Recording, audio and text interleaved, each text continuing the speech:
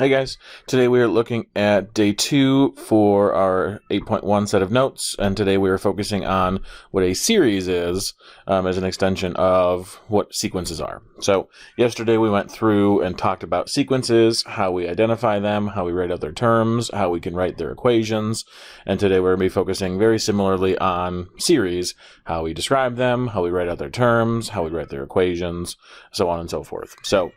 So taking a look here in box 1, we've just got some definitions on what a series is, and then we'll get into how we write their equation, or how we write the equation of it. So a series, like I previewed yesterday, is just taking a sequence and swapping out the commas with addition signs. So it's instead of just a list of numbers, it's now a series of numbers being added together. And just like with our sequences, we could have finite series, where we just have a set of numbers that are being added together, but there is an end to it, right? It's a set number of additions, where we have also have an infinite series, where that sequence continues moving on into foreverness, and again, we'll just continue adding those numbers together. We'll have some infinite series where we can actually find the sum of those things, and there's going to be some infinite series, or actually most infinite series, that we aren't able to find what they actually add up to. It's just going to be describing them and writing out their equations. So the way that we write the equation is also a little bit different than our sequences. We have this thing called summation notation. It's a whole lot different than our sequence notation, because our sequence notation was basically just writing an equation of that thing. Nothing else fancy to it. But our summation notation, which we also call sigma notation, so just be prepared for either one of those two things, summation notation or sigma, S-I-G-M-A, sigma notation, to write that series. They just call it sigma notation, or sometimes it's called sigma notation, because we use the Greek letter sigma as the kind of placeholder, that thing that tells us we're dealing with a series that we're trying to find a sum for. So here is what sigma looks like, capital sigma, and you can see in other problems, obviously, on the notes what it looks like, but it's basically a sideways M, kind of looks like a capital E, but much more, I don't know, pokey, acute angles all over the place. And besides that letter, besides capital sigma, we have 3 different pieces of information where we get stuff from, 3 different places in our notation where information is given to me. We have an upper limit, an index, and a lower limit. And I know we're going out of order, but I'm going to start in the middle. My index is my pattern. That is pattern with an N, not an M. Dodo. Thank you. Pattern. It's how we find, like how we identify the numbers in my actual series. So how my numbers are growing from one to the next. So the index part of it is going to be exactly the same as if you were writing the equation of a sequence instead of a series. So for the finite series we're given here, 2 plus 4 plus 6 plus 8, the way that I would go from one to the next in that series is taking 2 times the position number. So here with a series, because it's an index, we use the letter I instead of N. N is with my sequences. I is what we use as telling me which place I am in the series instead. So instead of 2n, like we would have written yesterday for that sequence, here we're just going to write 2i. And that is always on the right side. I'm going to hold off on drawing these arrows, actually. My index is always written to the right. My lower limit is where my sequence or my series starts. So it's my starting point. It tells me what's the first thing that I plug in. So here, most of the time, we start at +1. Sometimes, depending on the series, we'll start at different numbers, but my lower limit tells me what's the first number I plug in. And here, in order to make this series true, I'd have to plug a 1 in there to multiply by 2 in order to get that first number in my series, which is +2. So that's my lower limit. And we always write my lower limit is always I equals whatever my starting value is. My upper limit is the stopping point. It's the last thing that we plug in. So in the finite series we're writing here, 2, 4, 6, 8, in order to get that last term, I would have to plug in positive 4 in order to get that last term, right? Because 2 times 4 gives me 8, so 4 is the last number I would plug in to get that series. Now, going to my infinite series, the only change here, and I can even actually hack the system. Let's copy and paste. See if I can do this. Maybe not without my mouse. Okay, we'll just rewrite it the old-fashioned way, like you guys would have to. So again, my sigma, because my series is the same, the only difference is those 3 little dots at the end. My index looks the same, right? 2i. I'm still starting at positive 1. But because of that ellipsis at the end, those 3 dots, that tells me my list continues. My series continues adding the next ones over. So I don't have a stopping point, which means since it's an infinite series, as you guys could guess, we're just going to put a little infinity symbol up there. Right, that sideways 8 that tells us it goes on into infinity. So one more time, just relating it back to where it shows up in my different sigma notation, my summation notation. My upper limit is always up top. My index is always to the right. And then my lower limit is always underneath. And again, starting point is my lower limit, upper limit, stopping point, and then the actual thing I'm plugging into, how I get my pattern from one to the next, is that index to the right. So let's go ahead and try some of these. For box 2, we're going to be working on writing the series using our sigma notation, so using summation notation. So that means we need to figure out those 3 values that we were just looking at. We need to figure out what is my pattern, what's my index, how do I get from one to the next, what's my lower limit, so what's the first thing I plug in, and then what's my upper limit, what's the last thing I plug in. So looking at my series here, we've got 25, 50, 75. They're giving us a little gap in between, saying our list continues, but then the last one in our list is 250. So we can see here that we're just going up by 25, right? 25 plus 50, 25 plus 25 is 50, 50 plus 25 is 75, so on and so forth. So if I was trying to write my index here, what I would probably see this as, or what I would write, this is 25 times 1, 25 times 2, 25 times 3, so on and so forth, which means this last one is 25 times 10. And that does fit because, again, just like with our sequences, we're trying to figure out how to write my equation based on the position number. So in my sequences, remember my sequence number was n, so I was trying to write it in terms of my n terms. But now with a series, pretty much the same thing. It's just that now we're calling this my index, is the position that's in the series. So let's go ahead and just start. I'm going to go ahead and put my sigma there.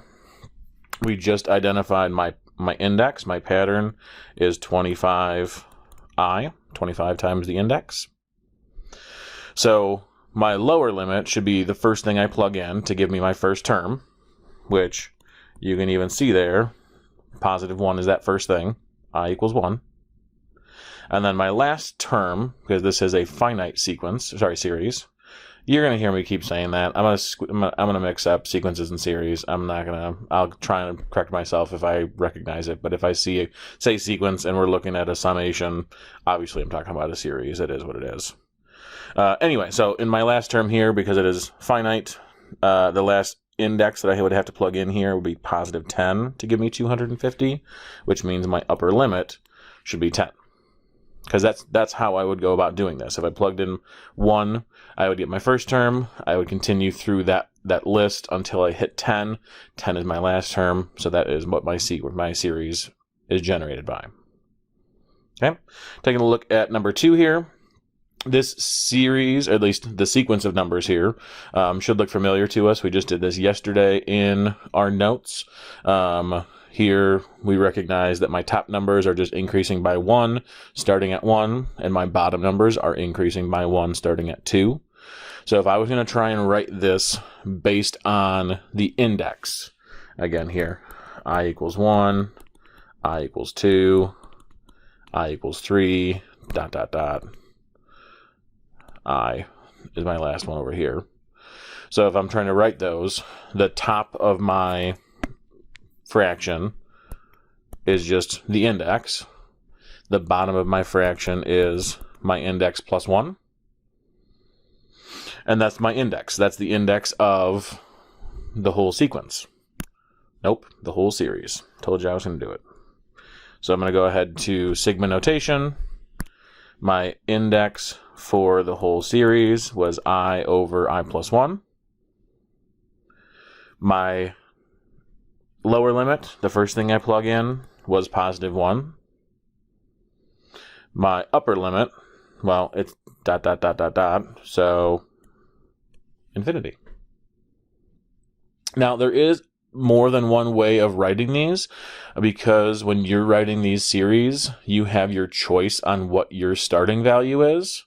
So if you really wanted to, if you said, maybe, let's do it this way. Maybe you found it easier to look at your denominator and say, oh, hey, my denominator here is 2. I'm going to say my index starts at 2 and 3 and then 4. That would mean that for your pattern, your denominator is just I, that's your index, and your numerator, sorry, would be I minus 1. And you could say that that's totally correct. The only difference would be that if this is how you were doing it, your sigma notation would have to start at 2, go to infinity, for I minus 1 over I. Or you could start at 0 and say, oh, well, my top is just I plus 1, and my bottom is I plus 2. Totally fine, too. Now, usually when we're going through these, we start at positive 1, just to make it the most similar. If you do positive 1, then the way that you would write your sequence for this same thing is still carries over to how you would write the series in this case. But it is up to you on how you want to do this. Sometimes it's easier for you to make the pattern fit when your sequence starts at, so your series, your lower limit starts at 0 instead of positive 1. But all different options. This is how I would write my summation notation, my sigma notation, but not the only correct way of doing it. All right, let's take a look at box 3. Box 3, we are working on finding the sum. So we're actually working on finding the sum of a series. So now I'm giving the series to you as in sigma notation, in summation notation. Sorry for the weird graininess of the picture here. I don't know why it's doing that. Anyway, we're trying to find the sum. So I'm giving you the sigma notation. We have to write out we have to find what the sum is. So there's some sums that have shortcuts to them. There are some of them where it's just going to be easier or necessary in order to find the sum with just writing out the terms, which in this case, there's nothing special going on in this particular sigma notation. So it's going to be easiest for us, or necessary at least, to just write out what the terms are of your summation of your series. So we're just going to working backwards from what we were just doing. In box 2, we started with the series and we wrote the sigma notation. Now we're starting with the sigma notation and writing out what the series is in order to find the sum. So to do this, again, my right side of my sigma tells me my index. That's my pattern. That's how I get my terms. The lower and the upper limits tell me the first and the last thing that I plug in for I. So I'm going to go ahead and just start plugging some stuff in. Because my lower limit is 4, that's going to be the first thing that I plug in for I. So I'm going to go ahead and just start doing that. So we've got 3 plus 4 squared. That's my first term. And then I'll just continue. I'll just keep increasing until I hit my upper limit. 3 plus 5 squared. 3 plus 6 squared. 3 plus 7 squared. 3 plus 8 squared. And now that I've hit that upper limit, right, my upper limit is 8, that's the last thing I plug in. That is the last term in my series. So now I have to just go through and simplify to find each actual term in the series. So I'm just going to switch color for each step. So 3 plus 16, 3 plus,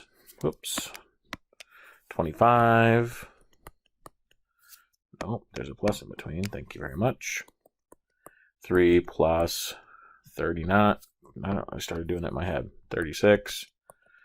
3 plus 49. And 3 plus 64. Which is 19 plus 28 plus 39. Oh, I wanted to switch the color, didn't I? See if I could do it after the fact. Boom. Green. Beautiful. Plus, what do we got there? 52 plus 67. So that's what the actual series would look like in just individual terms, individual numbers as an actual series. So if I'm finding the sum of this whole thing, I'm just going to add all 5 of those numbers together. So you can just use a calculator, you can use it in your noggin. Either way we do it, we should end up with the conclusion that 205 is the sum. 19 plus 28 plus 39 plus 52 plus 67 adds up to 205. So it's a little tedious, but depending on what the series is looking like, depending on what your index is, could be not so bad, could be quite a bit of work. We do have, like I had started previewing at the beginning of this box, we do have a couple of special series. So some ones that show up very commonly, or they have a pattern to them, and all of them involve n terms of a certain thing. So in this case, n is going to represent just whatever that upper limit is for all of these patterns. In order for them to hold true, we need the lower limit to be +1. That upper limit is just whatever my n value is. So in this case, we're going to have different values in there for n. It's not like sequences, like n is my index or anything like that, or my position number, my term number. N just represents here my upper limit. So our first shortcut, if we have the sum of n terms of +1, in this case, that just means we're adding 1 together a whole bunch of times. There's no actual index that's changing in my series. I'm just adding a whole bunch of 1s together n number of times. So like if I was adding 17 1s together, my sum would always just be 17. If I was adding 213 1s together, my sum would be 213. So my formula here is just n. If I'm looking for the sum of the first n terms of 1 together, my sum is just n. So not really a pattern, not really a formula, but there it is. Now the next two are actual formulas, and it's ones that we could, if you're really intrigued by it and interested in it, seeing where these different shortcuts come from. For a lot of us, we're probably okay with just being able to use them. For most of you guys, but if anyone out there is intrigued and wants to know where they come from, let me know, and I'll be more than happy to sit down with you guys and show you where they come from. So the next one is the sum of the first n integers. So that means, in this case, my index, my pattern to get from one to the next is just I. So the number in that sequence is just, the number in that series is just the position itself. So 1 plus 2 plus 3 plus 4 plus 5 plus 6 plus 7. And if I'm adding n of those together, my shortcut, my pattern here is my formula, n times n plus 1 all over 2. N times n plus 1 all over 2. So if I'm adding 17, the first 17 integers together, I would plug in 17 for n. So 17 times 17 plus 1, all divided by 2. So 17 times 18, all divided by 2, and you get your actual sum without having to do 1 plus 2 plus 3 plus 4 plus 5. The last one, my last shortcut here, is the sum of the squares of the first n integers. So here, again, my lower limit is 1, my upper limit is n, just going to be replaced with an actual number. And we're trying to find the sum of the squares of those things. So what's 1 squared plus 2 plus squared plus 3 squared plus 4 squared all the way up to n. And my formula for this, very similar. I still start off with n times n plus 1. But then I also add in 2n plus 1. And now it's all over 6 instead of all over 2. So just a little bit more messy, a couple more places to plug n into, and a different division to have happen. So if I was going to actually utilize these formulas, we have to just make sure that those patterns are still there. I still have to make sure that my lower limit is positive 1. My upper limit now is my n value. Right here, this is n. 6 is n. If I'm trying to add the first 6 integers together, right, because that's my I get to use this shortcut here.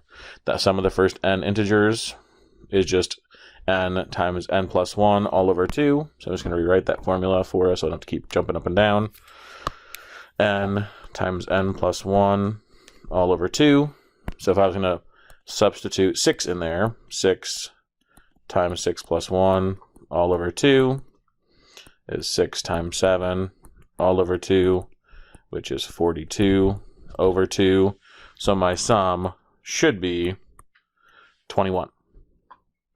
21.